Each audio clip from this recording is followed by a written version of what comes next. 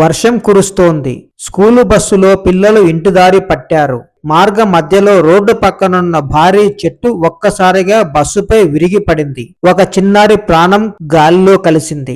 మరికొందరు గాయపడ్డారు. ఇది ప్రకృతి విపత్తా లేక ఏటా పునరావృతమవుతున్న అధికారుల నిర్లక్ష్యమా? మహారాష్ట్ర చెంబూరులో స్కూల్ బస్సుపై భారీ రావి చెట్టు కూలడంతో 11 ఏళ్ల విహాన్ శ్రీవాస్తవ్ ప్రాణాలు కోల్పోయాడు. మరో 4 విద్యార్థులు గాయపడ్డారు. విహాన్ తల్లి తన కొడుకుకు ఎంతో ఇష్టమైన క్రికెట్ బ్యాట్ను గుండెలకు హద్దుకొని విలపించిన దృశ్యం అక్కడున్న వారిని కదిలించింది. ఈ దుర్ఘటనతో ముంబైలో వర్షాకాల సన్నద్ధతపై మరోసారి ప్రశ్నలు తలెత్తాయి. కాగా ప్రతి సంవత్సరం వర్షాలు మొదలయ్యే ముందు చెట్లను పరిశీలించి ప్రమాదకర కొమ్మలను తొలగిస్తున్నామని, ఈసారి కూడా అలాగే చేశామని అధికారులు చెబుతున్నారు. మరోవైపు ఈ ప్రమాదంపై ప్రజాగ్రహం వెల్లువెత్తడంతో మహారాష్ట్ర ముఖ్యమంత్రి దేవేంద్ర ఫడ్నవీస్ వెంటనే విచారణకు ఆదేశించారు.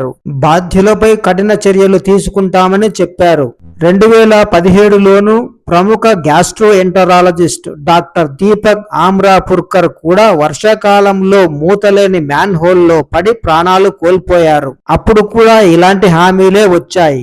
ఏటా వేల కోట్ల రూపాయలు ఖర్చు చేస్తున్నా ఇలాంటి ప్రమాదాలు ఎందుకు ఆగడం లేదని ప్రజలు ప్రశ్నిస్తున్నారు. చెట్ల కొమ్మల తొలగింపు పూర్తయిందని అధికారులు నివేదిక ఇవ్వడంతో అంతా సవ్యంగా ఉందని ముంబై మేయర్ రీతూ తావ్డే పేర్కొన్నారు. మరోసారి సమగ్ర విచారణ చేస్తామని హామీ ఇచ్చారు. ప్రతిపక్షం మాత్రం ఇవన్నీ కంటితుడుపు చర్యలేనని ఆరోపిస్తోంది. ఘటనపై ప్రత్యేక దర్యాప్తు బృందంతో విచారణ జరపాలని డిమాండ్ చేస్తోంది. నిర్లక్ష్యం రుజువైతే అధికారులపై కేసులు నమోదు చేయాలని కూడా కోరుతోంది. విహాన్ మరణం వ్యవస్థలో మార్పు తెస్తుందేమో చూడాలి.